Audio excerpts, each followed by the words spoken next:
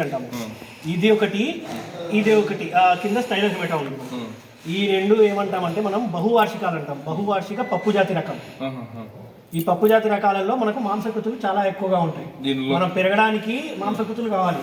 మనం అయితే ఏం చేస్తాము, గుడ్డు తింటాము లేదా మాంసం తీసుకుంటాము, మాంసకృతులు లేదంటే పప్పు. కానీ మనకు పశువులకి అవన్నీ మనం పెట్టలేము, అంత కాస్ట్ అయిపోతుంది, ఎక్కువ రేట్ అయిపోతుంది. మనకేంటంటే సింపుల్ సోర్స్ కావాలి. ఆ సింపుల్ సోర్స్ మనకి ఏంటంటే ఈ రెండు బహువార్షికాలు. దీంట్లో మళ్ళీ కొన్ని మాంసకృతులు ఏకవార్షికాలు కూడా ఉన్నాయి.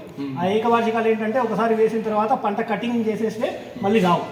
ఇవి అట్లా కాదు, ఇవి వస్తూనే ఉంటాయి. ఒక్కసారి చేసుకున్నామంటే 3-4 సంవత్సరాలు వరుసగా వస్తూనే ఉంటాయి. ఇంకా మంచి పూత ఉందనుకోండి 7-8 సంవత్సరాలు కూడా నడుస్తాయి, ఏ ఇబ్బంది లేకుండా. విత్తనం మీ దగ్గర దొరుకుతుంది. అదే విత్తనం గురించి మేము చెప్తాము. రెడ్డిపల్లిలో మనకు దొరుకుతుంది, అక్కడ వాళ్ళు పండిస్తారు అనమాట. వాళ్ళు ఎకరాలు వేస్తారు. ఇక్కడ ఏంటంటే మేము డెమో కోసం వేసాము, చూపించడానికి. ఇలాంటివి ఉంటాయి, పొట్టేళ్ళు తింటాయి, బ్రహ్మాండంగా తింటాయి, బ్రహ్మాండంగా తింటాయి. కింద ఒకటి, ఇది ఒకటి, ఈ 2 రకాలు.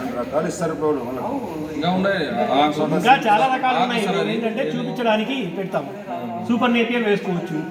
సూపర్ నేపియర్ ఇది కలిపి తినిపించవచ్చు. ఆ తర్వాత మన ఎందుకంటే మన బుడ్డలు ఉంటుంది కదా, బుడ్డ అది వాము వేసుకొని అది పెట్టుకోవచ్చు.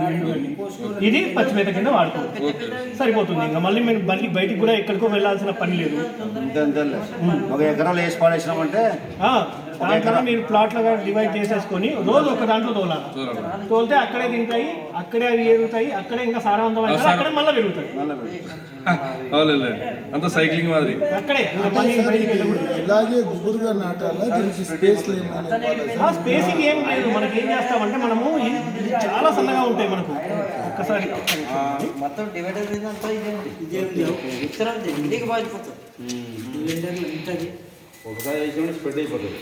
ఈ విత్తనాలు చూడండి, చాలా సన్నగా ఉంటాయి. ఆవాల కన్నా ఆవ గింజల మాదిరి ఉంటాయి. ఇదేం చేస్తామంటే మనము ఒక్కొక్క విత్తనాలు నాటుకుంటూ పోవాలంటే చాలా టైం పడుతుంది.